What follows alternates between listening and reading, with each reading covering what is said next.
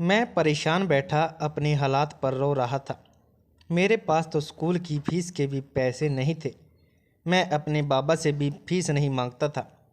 तभी मैंने मंदिर से एक ऐलान सुना। मंदिर में ऐलान हो रहा था, चौधरी बलदेव सिंह उस नौजवान को 50,000 देगा जो उसकी बेटी के साथ एक रात गुजारे। मैंने सोचा कि शायद मैं गलत सुन रहा हूँ। मेरे कान खराब हो गए हैं। सुनने में कोई फ़र्क है। मैंने दोबारा सुनने की कोशिश की। ऐलान 3 बार हुआ कि चौधरी बलदेव सिंह अपनी बेटी के साथ एक रात वाले नौजवान को 50,000 देगा। इस बात ने मुझे हैरान कर दिया था। मैं तो सोच भी नहीं सकता था कि ऐसा चौधरी बलदेव सिंह किसी मंदिर में ऐलान करवाकर कह सकता है। मंदिर से ऐसा ऐलान होना बहुत अजीब बात थी। मुझे बड़ा अजीब महसूस हुआ क्योंकि मंदिर से ऐसा ऐलान करवाना बड़ी अजीब बात थी। मैं समझा कि शायद मेरे कानों में कोई कमी होगी। बाहर आकर मैंने बाबा से पूछा, क्या यह ऐलान आपने भी सुना है? मुझे तो लगता है कि मेरे कान खराब हैं बाबा। मेरी तरफ देखकर हैरत भरी निगाहों से बोले, नहीं बेटे, तुमने सही सुना है। हैरान तो मैं भी हूँ कि चौधरी बलदेव सिंह ऐसी बातें कैसे कर सकता है, वह भी मंदिर जैसी पवित्र जगह पर। आखिर कोई तो वजह होगी कि चौधरी बलदेव को यह ऐलान करवाना पड़ा। जो चौधरी बलदेव को यह ऐलान करवाना पड़ा, मैं जाकर पूछूंगा। सुबह सुबह जब पूजा पाठ के लिए लोग आएंगे तो मैं उनसे पूछूंगा। लेकिन मुझे नहीं लगता कि यह ऐलान मंदिर से हुआ है। किसी ने यह ऐलान स्पीकर से किया है, मगर मंदिर से नहीं किया होगा। बाबा की बात वाकई सही थी। अक्सर ऐलान स्पीकर से भी हो जाते थे जो मंदिर में ना करवा जा सकते हों। जैसे कि यह ऐलान बड़ा बेशर्म सा, मगर हम लोग जब सुबह मंदिर गए तो पता चला कि ऐलान मंदिर से ही हुआ है। सब लोग हैरत और गुस्से में शामिल थे। सब बोले कि ऐसा तो कभी भी नहीं हुआ कि मंदिर से ऐसा बेखुदा सा ऐलान हुआ। तब मेरे बाबा कहने लगे, लगता है कि वह लोगों के साथ मजाक कर रहा है, उन्हें किसी जाल में फंसाना चाहता है, वरना कोई व्यक्ति अपनी बेटी के बारे में ऐसी बातें कभी नहीं कर सकता। वह भी मंदिर में। आखिर कोई तो वजह होगी कि उसने अपनी बेटी के बारे में इतना बड़ा ऐलान करवाया है। क्या पता उसे मदद की ज़रूरत हो। वैसे भी चौधरी बलदेव सिंह तो यहाँ आया भी नहीं पूजा करने, जो वह हमेशा अपने भाइयों के साथ आता था, मगर आज वह क्यों नहीं आया? बाबा ने यह बात कहकर मुझे भी शक में डाल दिया था। मैंने सोचा कि मैं चौधरी बलदेव के घर जाकर उससे पूछूंगा कि ऐसा क्या हुआ कि उसने इतना बड़ा ऐलान करवा दिया। ऐसे में अगर कोई बात और हुई तो वह भी पता चल जाएगी और रात गुजारने का मतलब भी उसी से पूछ आऊँगा। मैं दिल में तो यही बातें सोच गया, मगर मैं यही नहीं जानता था कि आगे जाकर ना सिर्फ यह कि मेरी किस्मत बदल जाएगी, बल्कि एक जरा सी गलती मेरे लिए जिंदगी का भर का बवाल बन जाएगी। मैं वहाँ पहुँचा तो वहाँ पहले ही 3-4 लड़के खड़े थे। मैं उनको देखकर हैरान था। मैंने पूछा कि तुम लोग यहाँ क्यों आए हो? उसमें से 2 तो मेरे दोस्त थे। कहने लगे कि हम यहाँ इसलिए आए हैं क्योंकि चौधरी बलदेव सिंह ने अपनी बेटी के बारे में ऐलान करवाया है कि उसके साथ रात गुजारने वाले को 50,000 रुपये मिलेंगे। मैंने कहा, तुम लोगों को शर्म आनी चाहिए ऐसी बात करते हुए। लो, इसमें शर्म वाली क्या बात है? मेरे दोस्त ने कहा था, जब चौधरी बलदेव सिंह ने खुद ही ऐलान करवाया है तो तुम्हें क्यों शर्म आ रही है? उसके घर में हम ज़बरदस्ती तो नहीं आए। आज उसने घर का दरवाज़ा भी इसलिए खुला छोड़ रखा है क्योंकि वह जानता है कि ऐलान के बाद कुछ लोग उसके घर जरूर आएंगे। 50,000 कोई कम पैसे नहीं है। तुम जानते हो कि 50,000 में बहुत सी चीज़ मिल जाती है, तो फिर हम यह मौका क्यों गंवाएं? आखिर हमें भी तो चाहिए क्या चाहिए यही पैसा, और क्या हम भी यहाँ पैसे के लिए आए हैं? और मुझे तो पक्का यकीन है कि तुम भी इसी वजह से आए हो। इतना शरीफ तो कोई नहीं है, नहीं कि सिर्फ बलदेव से हमदर्दी करने यहाँ आ गए हो। मैं उन लोगों की बातें सुनकर हैरान रह गया था। तुम भी हमारी लाइन में खड़े हो जाओ और यह हलचल पूछने की बातें छोड़ दो। तुम भी उससे यही बात करना ताकि वह तुम्हें शायद अपनी बेटी के लिए चुन ले, और हो सकता है कि तुम्हें पैसे भी दे दे। अब जाहिर है इतने सारे लड़के यहाँ खड़े हैं, सब के सब को तो वह मंदिर भी अंदर बुला के पता हो तुम्हें चुन ले और हम लोगों को छोड़ दे। मुझे अपने दोस्तों की यह बात पसंद आई थी। मैंने सोचा कि बलदेव ने तो कभी मुझसे बात न की। हो सकता है आज अगर मैं उसे पसंद आ जाता हूँ तो मुझे कुछ पैसे मिल जाएं। मगर मुझे बाबा का भी डर था कि पता नहीं बाबा क्या कहेंगे, क्योंकि बाबा से पूछे बगैर मैं कभी घर से बाहर नहीं निकला था। मेरा मतलब कि रात को घर के बाहर कभी नहीं गया था। मैं हर काम अपने माँ बाप से पूछ कर ही कर सकता था। जब मैंने सोचा कि यहाँ से 5,000 मिलने के चांस है तो माँ बाबा भी वैसे ही मान जाएंगे, मैं उन लड़कों के साथ लाइन में खड़ा हो गया था। थोड़ी देर के बाद चौधरी बलदेव ने हमें अंदर बुलाया। चौधरी बलदेव सिंह इस इलाके का सबसे बड़ा आदमी था।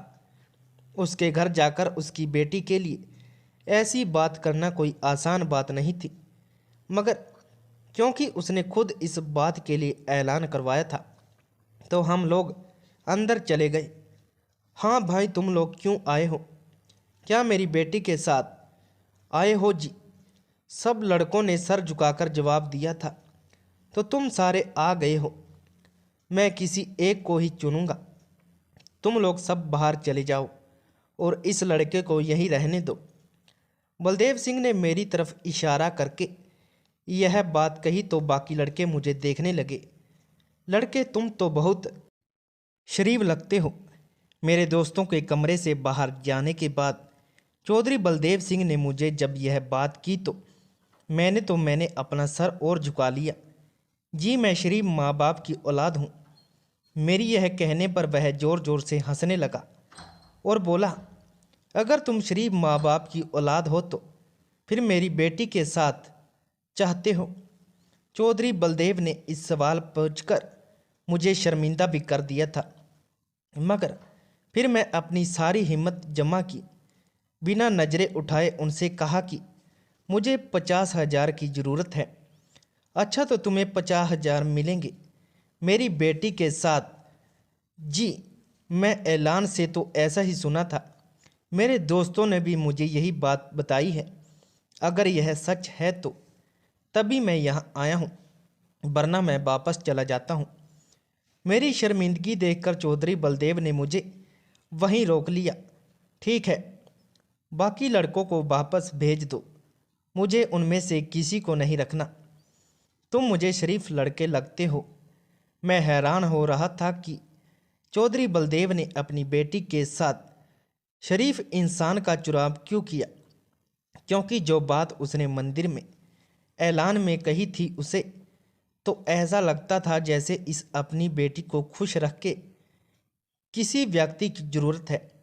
मैं मानता हूँ कि आपको यह बात बहुत अजीब लग रही होगी, लेकिन जिस तरह का ऐलान उसने करवाया था, गांव में किसी को भी इस बात पर यकीन नहीं आ रहा था कि चौधरी बलदेव सिंह अपनी बेटी के बारे में यह कैसे कर सकता है। यह आदमी था जो अपनी बेटी के लिए जान भी दे सकता है और जान ले भी सकता है, मगर आज इस अजीबोगरीब बात ने सभी को परेशान कर दिया था। बात जितनी भी अजीब क्यों ना हो, लोगों को पैसे का सुनकर हजम हो जाती है।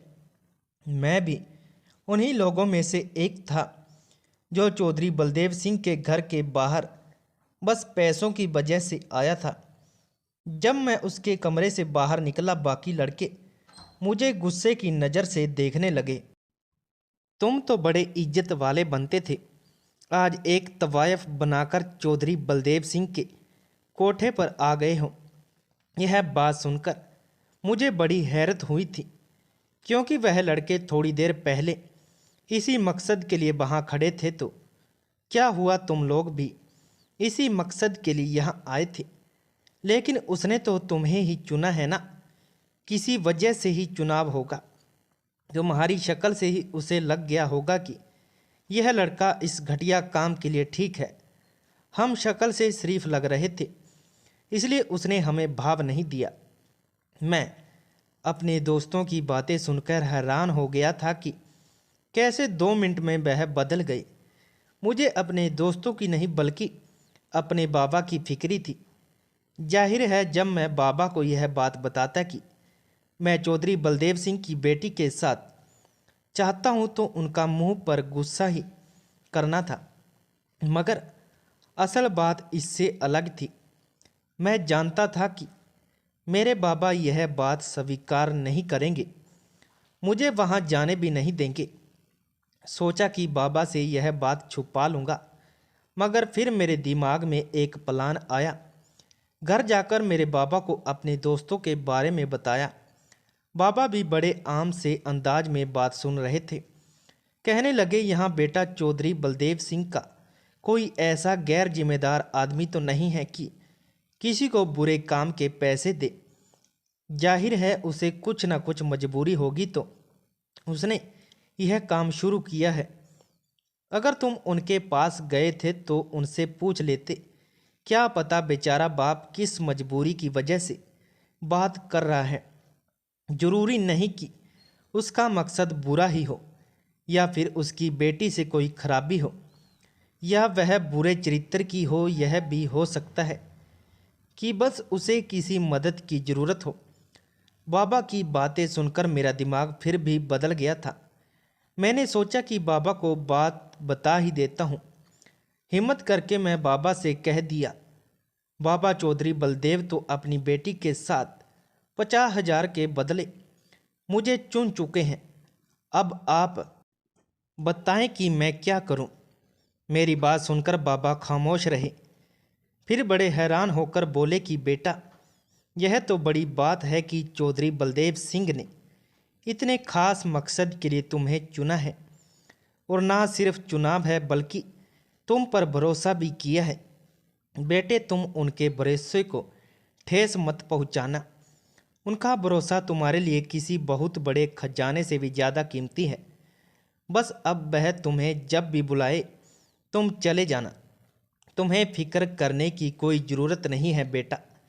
मैं इस बात पर बिल्कुल भी नाराज नहीं हूँ। मुझे चौधरी बलदेव सिंह पर भरोसा है। बाबा की बात सुनकर मुझे भी हौसला मिला था। मैं पहले जो यह काम करने से डर रहा था, अब इस काम को करने के लिए बेताब हो रहा था। बाबा ने मुझे हौसला दे दिया था, तसल्ली दे दी थी कि बेटा कुछ भी हो, चौधरी बलदेव सिंह पर शक नहीं कर सकता। जाहिर है उसके पीछे कोई ना कोई वजह होगी, हमें उसकी मदद करनी चाहिए। चौधरी बलदेव सिंह ने मुझे रविवार वाले दिन आने को कहा था। उसने कहा था कि रात गुजारने से पहले तुम्हें पूरा दिन यहाँ रहना पड़ेगा। मैं यही सोच रहा था कि आखिर वह रात को मुझे क्या कहेंगे, क्या करने को बोलेंगे। ऐसी कौन सी चीज़ है जिसके लिए उन्हें 50,000 देने पड़ेंगे। मेरे दिमाग में एक ख्याल तो बहुत बार आया, कहीं अगर उसने मुझे पैसे देने से मना कर दिया तो मैं क्या करूँगा।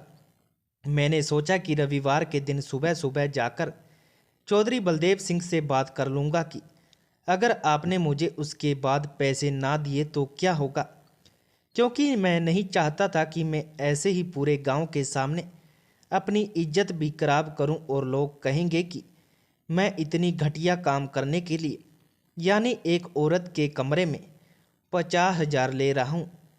चलो, एक इज्जत तो खराब होगी गई, कम से कम अब जेब में तो कुछ आना चाहिए। रविवार की सुबह थी।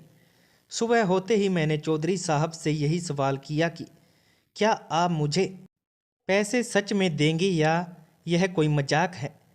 चौधरी साहब इस बात से बहुत नाराज हुए। उन्होंने अपनी जेब से कुछ नोट निकालकर मेरे हाथ पर रखे और बोले, यह लो, आधे पैसे तुम्हें अभी दे रहा हूँ, आधे उसके बाद दूंगा।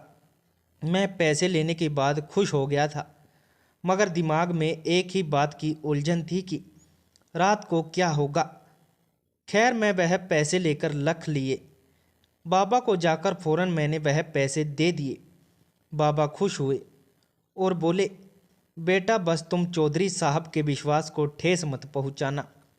मैं जानता हूं कि तुम जवान हो, तुम्हारे दिमाग में तरह तरह के ख्याल आ रहे होंगे, मगर तुम भी जानते हो कि कोई भी अपनी बेटी के बारे में बुरी बात बर्दाश्त नहीं कर सकता है। इसलिए बात करते हुए ध्यान रखना। मैं वापस आए तो चौधरी बलदेव सिंह ने मेरे लिए कमरा तैयार करवा रखा था। मुझे समझ नहीं आ रहा था कि इस कमरे का मकसद क्या है। उनके नौकर ने मुझसे कहा कि अंदर कमरे में चले जा, चौधरी बलदेव सिंह ने आपसे बात करना चाहते हैं। कमरे में पूरी तरह अंधेरा था, पर्दे भी गिराकर रखे हुए थे। मुझे कमरा देखकर बहुत हैरत हो रही थी। मैंने देखा सामने चौधरी बलदेव सिंह बैठे थे और उनके पास और कुछ भी नहीं था। अकेले कमरे में वह मुझसे क्या बात करना चाहते थे, यह सोचकर ही मैं डर गया था। दिल में आए कि क्या पता मुझे दामाद ही न बना डालें, मगर मेरी इतनी औकात नहीं थी। मैं तो एक गरीब बाप का बेटा था। मेरी उम्र भी कम थी, बस 17 से 18 साल का तो था। ऐसे में चौधरी बलदेव सिंह को क्या मुझे अपना दामाद बनाना था। मैं उनके सामने सर झुकाकर बैठ गया। देखो बेटा, तुम्हें मेरी बात बहुत अजीब सी लगी होगी। तुमने मंदिर वाला ऐलान भी सुना होगा, मगर यह ऐलान बिल्कुल सही था। मैंने जिंदगी में कभी ऐसा नहीं सोचा था कि मैं अपनी बेटी के बारे में लोगों को बात करने का मौका दूंगा। 3-4 नौजवान लड़के मेरे घर के बाहर आकर खड़े हो जाएंगे। मैं इस बात को भी अच्छे से जानता हूं कि उनके दिमाग में क्या चल रहा होगा, वह क्या सोच रहे होंगे मेरी बेटी के बारे में। मगर बेटा, मैं बहुत ज़्यादा मजबूर हो गया हूँ। मैं भी अपनी बेटी का वह रूप देखा है जो आज से पहले कभी नहीं देखा था। मैं एक मजबूर बाप हूँ। मेरी उम्र देखो, क्या मैं इस उम्र में कोई मजाक करूँगा? तुमने सोचा भी कैसे जो पैसे मैंने तुमको दिए हैं वह तुम्हारी हिम्मत और शराफत के पैसे हैं, वरना कोई भी बाप अपनी बेटी के बदले में इतने पैसे नहीं दे सकता। पैसे तो क्या वह जान दे सकता है, मगर पैसे नहीं दे सकता। बेटा, मेरे जुड़े हुए हाथ देख लो। यह देखो, मैं अपनी बेटी को लेकर तुम पर भरोसा कर रहा हूँ। मैं ऐसा आदमी हूँ कि अपनी बेटी की तरफ उठने वाली गलत निगाह को भी फोड़ दूंगा। लेकिन तुम्हें मैं अपनी बेटी के साथ एक रात के लिए कमरे में क्यों छोड़ूंगा? उसके पीछे एक वजह है और वह वजह तुम्हें खुद समझ आ जाएगी। बस मैं तुम्हें एक बात कहूँगा कि तुम उसकी तरफ गलत नज़र से देखने की हिम्मत भी मत करना बेटा। मैं अपनी बेटी के लिए जो कुछ भी कर रहा हूँ एक बाप की हैसियत से कर रहा हूँ।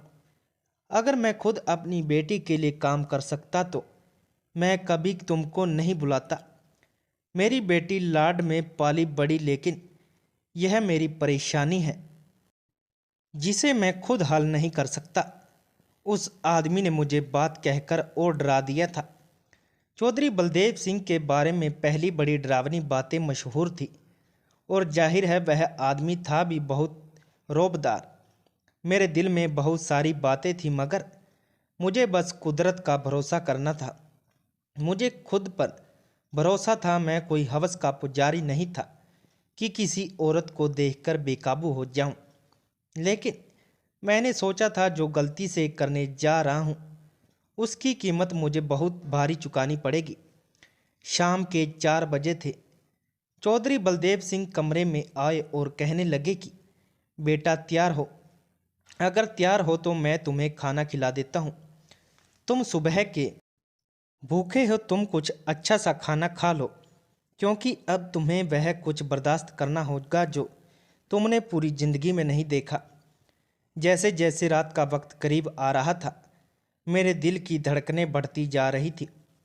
मेरी तो सोच भी नहीं था कि मेरे साथ क्या होने जा रहा है। मैं तो उसी लड़की के बारे में सोच रहा था। मगर जैसे ही रात के 8 बजे मुझे बलदेव सिंह ने अंदर जाने का इशारा किया, मैं किसी मुजरिम की तरह सर झुकाकर कमरे के अंदर चला गया। सामने का मंजर देखा तो मेरी आंखें हैरत के मारे फट पड़ी थी। बलदेव सिंह की बेटी खूबसूरत अंदाज में तैयार सामने बैठी थी। उसने अपने होठों पर लिपस्टिक लगा रखी थी, गाल भी लाल थे और बाल खुले हुए थे। कपड़े ठीक ठाक ही पहने हुए थे।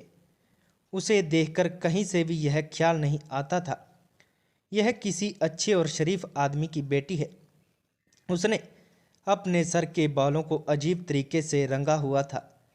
मैंने उस लड़की को देखा तो मुझे लगा कि हमारे गांव की लड़की नहीं है, बल्कि ऐसा लग रहा था जैसे ही कहीं और से आई है। यह सच है कि मैंने कभी बलदेव सिंह की बेटी को इससे पहले नहीं देखा था, मगर यह लड़की तो बहुत अलग रही थी। ऐसा लग रहा था कि यह कोई किसी दूसरी दुनिया से आई हो।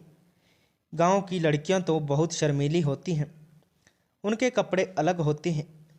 अगर इस लड़की के कपड़े भी अजीब थे, इसका रंग हद से ज़्यादा सफ़ेद था। इस लड़की को देखने के बाद मुझे अंदाज़ा हुआ कि यह तो बलदेव सिंह की बेटी नहीं लगती। मगर उन्होंने इतनी शक्ति से यह बात की थी, तो जाहिर अपनी बेटी के अलावा किसी दूसरी लड़की के बारे में वह यह बात क्यों करता, और क्यों ही अपनी इज्जत को लोगों के बीच सरेआम नीलाम करता। मैं उस लड़की की तरफ देख ही रहा था कि वह धीरे धीरे कदमों के साथ चलती हुई मेरे पास आने लगी। मैं तो गांव का लड़का था। देहाती लड़के को वैसे भी इन चीज़ों के बारे में ज़्यादा नहीं पता होता। मैं तो शर्मीला भी था, उम्र भी कम थी। मैं सर झुकाकर खड़ा ही रहा। वह मेरे करीब से आई और गुजर गई थी। उसने कमरे का दरवाज़ा बंद किया और दरवाजे को कुंडी लगा दी। मैं हैरान परेशान होकर उसकी तरफ देखने लगा। ऐसा तो हो नहीं सकता था। मैं अभी यह सोच ही रहा था कि दरवाज़ा बंद करने की आवाज़ आई। पीछे से चौधरी बलदेव सिंह की चीख की आवाज़ भी सुनाई दी। दरवाज़ा बंद मत करो बेटा, दरवाज़ा बंद मत करो, ताकि मैं दरवाज़ा खोलकर अंदर आ सकूं। ऊपर वाले के लिए बेटी, ऐसा मत करो। बाहर से बूढ़े बलदेव की आवाज़ सुनकर मुझे लगा कि सच में यह उसकी बेटी है। इतना बड़ा तमाशे करने का मकसद आखिर क्या था, जबकि वह पैसे भी मुझे ही दे रहा था। अभी मैं यह सोच रहा था कि वह लड़की मेरे करीब आकर बैठी, बोली कि क्या तुम मेरे नौकर बनोगी। मैं लड़की की तरफ देखकर हैरान रह गया था। आप जो कहेंगे मैं वही करूँगा नीलू, लेकिन बात यह है कि आपके बाबा बाहर बैठे हैं, वह बहुत ज़्यादा परेशान है। आप मुझे बता सकती हैं अगर मैं आपकी किसी भी तरह से मदद कर सकता हूँ। यह हुई ना बात, तुम तो वाकई मेरे गुलाम बन चुके हो। एक ही रात में तुम मेरे बागे पीछे कुत्ते की फिरो गए। उस लड़की की बात सुनकर मुझे समझ नहीं आया कि मैं क्या कहूँ। मैं अभी बैठा ही था कि उसने ऐसी हरकत कर दी जो मैंने कभी सोचा भी नहीं था। मेरे दिमाग में भी कभी ऐसा रवैया नहीं था जो उसने मेरे साथ अपनाया था। मेरे दिल में बहुत सारे पछतावे थे। मैं उस दिन को कोसने लगा जब मैंने वह ऐलान सुना था। मैं उस वक्त को कोसने लगा कि मैं यहाँ क्यों आया था। कुछ पैसों के लिए मैंने अपने साथ ही क्या कर दिया, मैं दिल में सोचने लगा। रात भर बस यही ख्याल मेरे दिमाग में चलता रहा। खुद तो बहुत घटिया इंसान महसूस कर रहा था। सुबह के 4 बजे मैं कमरे से निकला। बलदेव सिंह बाहर बैठे थे। मेरी शक्ल देखकर उन्होंने मुझे गौर से देखा और बोले, बेटा मुझे माफ़ कर देना। अब यह लो बाकी के 25,000 और अपने घर जाओ। मैं चौधरी साहब से वह पैसे लिए और घर आ गया। घर आया तो मुझे लगा था कि मेरे बाबा सो चुके होंगे। उन्हें क्या फ़र्क पड़ता है कि उनका बेटा कहाँ गया है। यह फिक्र तो बेटी माँ बाप को होती है। लेकिन जैसे ही मैं घर गया मैंने देखा मेरे बाबा बहुत परेशान थे, घर में चक्कर काट रहे थे। मुझे देखते ही बोले, बेटा तुम कहाँ चले गए थे। मुझे तो चौधरी बलदेव सिंह वाली बात थोड़ी अजीब लगी थी। मैंने तुम्हें उस वक्त तो कह दिया, लेकिन बाद में ख्याल आया कि तुम तो मेरे ही बेटे हो, मेरी औलाद, मुझे तुम्हें ऐसे नहीं करना चाहिए था। पैसों के लिए तुम उसके घर तो चले गए, मगर आगे क्या हुआ यह तो मैंने सोचा ही नहीं था। बेटा बताओ तुम ठीक तो हो। बाबा मुझे लेकर बैठ गए। मैंने बाबा को कोई बात नहीं बताई। मैं नहीं चाहता था कि मेरे बाबा भी परेशान हो जाएं। मैंने बाबा से कहा कि अभी आप आराम करिए, सुबह अगर कोई बात होगी तो मैं बता दूंगा। मगर सुबह मेरे उठने से पहले चौधरी बलदेव सिंह हमारे घर में बैठे थे। मैं तो उनकी आवाज़ से ही जागा था। वह बाबा से बातें कर रहे थे। मैं बाहर आया तो उन्हें देखकर हैरान रह गया। क्या बात है बाबा, मैंने परेशानी से उनकी तरफ देखा था। चौधरी बलदेव सिंह बड़े मिन्नत करने वाले अंदाज में मेरी तरफ देख रहे थे। बेटा अगर तुम मेरी बात सुनेगा तो तुम सच जान जाओगे। उसके बाद अगर तुम मेरी मदद करना चाहो तो ठीक है, नहीं तो कोई बात नहीं। मैं क्या कह सकता हूँ। मैं चौधरी बलदेव के सामने बैठ गया। तब उन्होंने जो सच उबाला उसे सुनकर मैं ही नहीं बल्कि बाबा भी हैरान रह गया। बेटा बात यह है, गांव में तो मेरी बहुत इज्जत है, मेरी ज़िंदगी भी अच्छी जा रही है, मगर उस वक्त इंसान से वह गलतियां हो जाती हैं जिन्हें सुधार नहीं सकता। मैं भी एक बहुत बड़ी गलती की। मैं 2 साल के लिए जापान गया। वहाँ रहते रहते मैंने एक औरत से शादी कर ली। उसे औरत से शादी करके मैं बहुत बड़ी गलती की। मेरी ज़िंदगी की सबसे बड़ी गलती उस लड़की से शादी करनी थी जिसे ना ही खानदान के बारे में कोई परवाह थी, ना ही किसी रिश्ते का मान था। मेरी पहली पत्नी तो इस दुनिया में नहीं है। मुझे बहुत बड़ी भूल हो गई। मगर इस जब मेरी औलाद पैदा हुई, वह भी बेटी, तो मैं कब कर रह गया। मैंने उस जापानी औरत से शादी तो कर ली, मगर मैं उसके सामने सर उठाने के काबिल नहीं रहा था। मैं अपनी पत्नी से बहुत परेशान हो गया था, मजबूर हो गया था, क्योंकि अब उसने मेरी बेटी भी पैदा कर दी थी और मैं यह नहीं चाहता था कि मेरा खून वहाँ बर्बाद हो। मैंने अपनी पत्नी को बहुत सारे पैसे देकर उसकी बेटी ले ली। अपनी बेटी की जान छुड़वाकर जब मैं हिंदुस्तान तो मैंने देखा वह बहुत ज़्यादा बिगड़ चुकी थी। इतनी बिगड़ चुकी थी कि मैं उसका इलाज नहीं कर पा रहा था। मैंने यह बात अपने पूरे गांव के लोगों से छुपाई है। किसी को नहीं पता कि मेरी जापानी पत्नी से एक बेटी भी पैदा हुई है।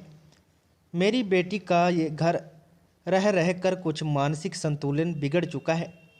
कभी तो वह किसी आदमी को मारने की फरमाइश करती है तो कभी और कुछ। बेटा उस रात जो उसने तुम पर जुल्म किया, तुम्हें थप्पड़ मारे, तुम्हें नाखूनों से रात भर नोच रही, यह सब उसका बचपना है। मैंने सोचा है मैं उसका इलाज किसी डॉक्टर से करवाऊंगा, मगर दिमाग में एक ही बात आती है कि मेरी उस बिगड़ी हुई बेटी से शादी कौन करेगा। बेटा तुम मान जाओ, मेरी पागल बेटी से शादी करने के लिए मैं वादा करता हूँ ना सिर्फ उसका इलाज करवाऊंगा, तुम्हारा भी ख्याल रखूंगा। बलदेव सिंह की बात सुनकर मैं और बाबा दोनों ही हैरान रह गए थे। समझ में नहीं आ रहा था कि क्या करूं, क्योंकि मैंने कभी सोचा नहीं था कि मुझे ज़िंदगी में ऐसी लड़की का सामना करना पड़ेगा। सामना तो दूर की बात, अब यह मुझे उससे शादी करने को कह रहे थे। बाबा ने मेरी तरफ ऐसी नज़र से देखा जैसा बस मुझे उससे शादी करके बाबा की खुशी हासिल होगी। मैंने नीलू से शादी कर ली। चौधरी साहब ने बात पूरे गांव के सामने रख दी थी और स्वीकार भी कर ली थी कि क्योंकि इसके अलावा उनके पास कोई चारा नहीं था। अपनी बेटी को सुधारने के लिए उसकी शादी करना चाहते और उसकी दिमागी सेहत के लिए भी ज़रूरी था कि वह पूरे गांव के सामने रहे इतनी खुफिया जिंदगी गुजारने की बजाय उसे लोगों के सामने आने की ज़रूरत थी। यह उसकी सेहत के लिए बेहतर था। मैंने चौधरी बलदेव सिंह की बेटी से शादी कर ली। मेरी नीयत साफ थी, इसलिए शायद ऊपर वाले ने उसे ठीक कर दिया और अब हम एक साथ खुशहाल ज़िंदगी गुजार रहे हैं। तो दोस्तों, अगर आपको यह कहानी पसंद आई है तो वीडियो को लाइक करें, चैनल को सब्सक्राइब करें और बेल आइकन पर क्लिक करें और इस ऑल सेट पर करें ताकि आपको नए वीडियो की सूचना तुरंत मिल जाए। धन्यवाद।